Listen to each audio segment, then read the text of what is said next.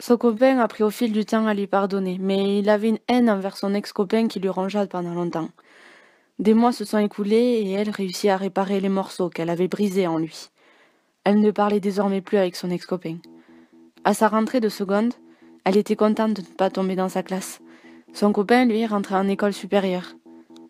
La distance s'installa, mais il s'en fichait, il savait que c'était rien. Cela faisait maintenant 1 an qu'ils étaient ensemble. Tout allait bien, ils étaient heureux. Il lui faisait de temps en temps des cadeaux, elle ne manquait jamais de rien.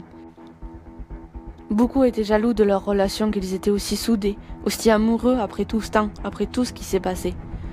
Le nouvel an arriva et elle n'eut pas le droit de sortir. Cette soirée-là, il rencontra 2 filles. Les jours passaient et ils devinrent amis.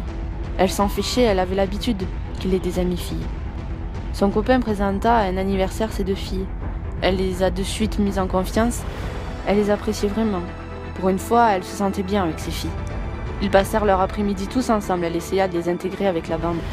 Mais un jour, elle apprit que l'une d'elles avait créé un groupe dans lequel elle n'y était pas. Dans celui-ci, elle prévoyait des sorties. Elle se sentit exclue, mais n'y prêtant pas attention. Elle était de moins en moins invitée durant leur après-midi et finissa par ne plus les voir. Un après-midi, elle les croisa et demanda à son copain pourquoi elle n'était pas invitée. Mais il répondit qu'elle ne peut pas toujours être là, qu'il a ses propres amis sans elle. Elle se sentit triste, incomprise, à croire qu'être trop gentille était mal. Cette fille-là était mauvaise et elle le comprit à partir de cet instant-là. Elle comprenait pas son petit jeu. Elle voyait que cette fille s'habillait court et se maquillait parfaitement pour son copain. Mais elle le prenait pas mal, au contraire. Elle se disait que c'était flatteur, que son copain était beau et qu'il attirait les autres filles. Elle n'a jamais été vraiment jalouse et trouvait futile de faire une crise pour une fille qui ne restera pas longtemps amie avec lui. C'est vrai, il la connaît que depuis 3 mois. Arrivé au mois d'avril, rien ne va. Il est distant et agressif. Ce n'est plus le même. À force, elle trouvait ça normal de se faire traiter ainsi. Avec ce qu'elle a vécu, elle se disait que c'était ce qu'elle méritait.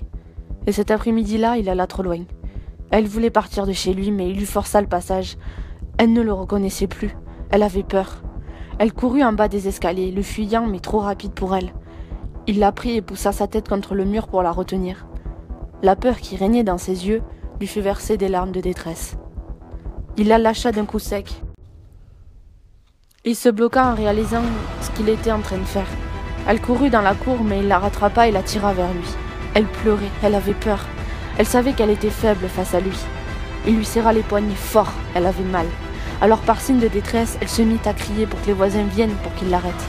À ce moment-là, elle se dit qu'elle n'a pas pu le faire lorsque l'autre garçon a profité d'elle sexuellement. Alors elle se laissa une chance cette fois-ci, de se battre, de ne pas se laisser faire. Par peur, il la lâcha.